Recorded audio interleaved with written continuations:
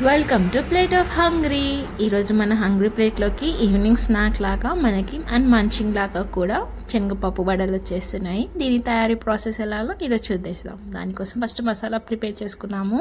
ఎల్లిపాయలు, ధనియాలు, జీలకర్ర. అండ్ ఈ శనగపప్పుని ఒక 2-3 అవర్స్కి మంచిగా నానబెట్టేసుకుంటే సరిపోతుంది. ఎక్కువ టైం దీనికి అవసరం లేదు. అండ్ దానికి మంచిగా మిక్సీ చేసేసుకోవాలి. వాటర్ అస్సలు ఉండకూడదు. వాటర్ లేకుండా డ్రైన్ చేసేసుకొని పొడి పొడిగా కాకుండా కొంచెం పప్పులు మధ్యలో తగిలేటట్టు అట్లా మిక్సీ చేసుకోవాలి. దాంట్లోకి గరం మసాలా యాడ్ చేసుకున్నాం. అండ్ ఫస్ట్ ప్రిపేర్ చేసుకున్నాం కదా ఎల్లిపాయలు, జీలకర్ర, అది కూడా యాడ్ చేసేసుకున్నాం. దాంట్లోకి మనం మర్చిపోకూడదు కదా సాల్ట్, దాన్ని మళ్ళీ యాడ్ చేసుకున్నాం. దాంట్లోకి కొంచెం కారం, పసుపు అండ్ అల్లం వెల్లిగడ్డ యాడ్ చేసుకున్నాం. అల్లం వెల్లిగడ్డ మన ఇండియన్ ఫుడ్లో చాలా కీ రోల్ ప్లే చేస్తుంది కదా.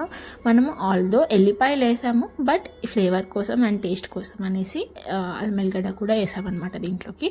అండ్ సోడా, సన్నగా కట్ చేసుకున్న కరివేపాకు వేసుకున్నాం. ఇది వడ కాబట్టి మనకి కొంచెం క్రిస్పీగా అండ్ బయట వడలాగా టేస్ట్ రానికి అనేసి సన్నగా కట్ చేసుకున్న ఆనియన్స్ వేసుకోవాలి. ఇక్కడ కరివేపాకు అండ్ ఉల్లిపాయ ఉంటుంది కదా, అది చాలా ఉంటేనే టేస్ట్ చాలా బాగా వస్తుంది. సో ఇక్కడ మొత్తం మిక్చర్ ఇట్లా రెడీ అయిపోయాక ఆయిల్ పెట్టేసుకోవాలి.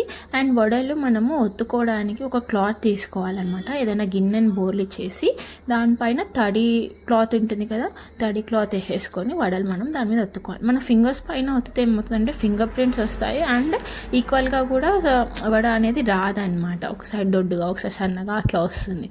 సో ఇదైతే కొంచెం ఇలా మంచిగా ఈక్వల్గా వస్తుంది. అండ్ వీటిని మొత్తం సన్నగా చేసుకోవద్దు, మరీ దొడ్డుగా కూడా చేసుకోవద్దు, లోపల కాలదు కాబట్టి మినిమంగా ఇట్లా వచ్చేటట్టు చూసుకుంటే సరిపోతుంది. లోపల కూడా ఈజీగా కాలుతుంది. ఇది మరీ బ్రౌన్ కాకుండా ఇట్లా గోల్డెన్ బ్రౌన్ లాగా చూసుకొని తీసేసుకోవడమే. ఇక్కడ మనకి టేస్టీ వడలు రెడీ అయిపోయాయి. మనకి సేమ్ బయట టేస్ట్ ఉంటుంది కదా, మిర్చి బజ్జీలో టేస్ట్ ఉంటుంది చూడండి, వాటితో పాటు ఇస్తారు, అలానే ఉంటుంది. కావాలంటే చాట్ మసాలా కూడా దీనిపైన కొంచెం యాడ్ చేసుకోవచ్చు అనమాట. లేదు అంటే ఇలా తిన్నా సరిపోతుంది, మనం అన్ని మసాలాలు యాడ్ చేసాం కాబట్టి. అయితే దీన్ని మనము ఉల్లిపాయలతో పాటు తినవచ్చు. పిల్లలకి ఇచ్చేటప్పుడు మనం కొంచెం కెచప్ యాడ్ చేసి కూడా ఇస్తే వాళ్ళు కూడా మంచిగా తింటారు. ఇది అన్హెల్దీ ఫుడ్ ఏం కాదండి, హెల్దీ ఫుడే. అప్పుడప్పుడు తీసుకుంటే చాలా బాగుంటుంది. ఇంకా చలికాలం వర్షం పడుతున్నప్పుడు తీసుకుంటే నెక్స్ట్ లెవెల్ ఉంటుంది. ఇంకెందుకు ఆలస్యం, ట్రై చేసి మన వడలు ఎలా వచ్చాయో చెప్పండి. ఛానల్ని సబ్స్క్రైబ్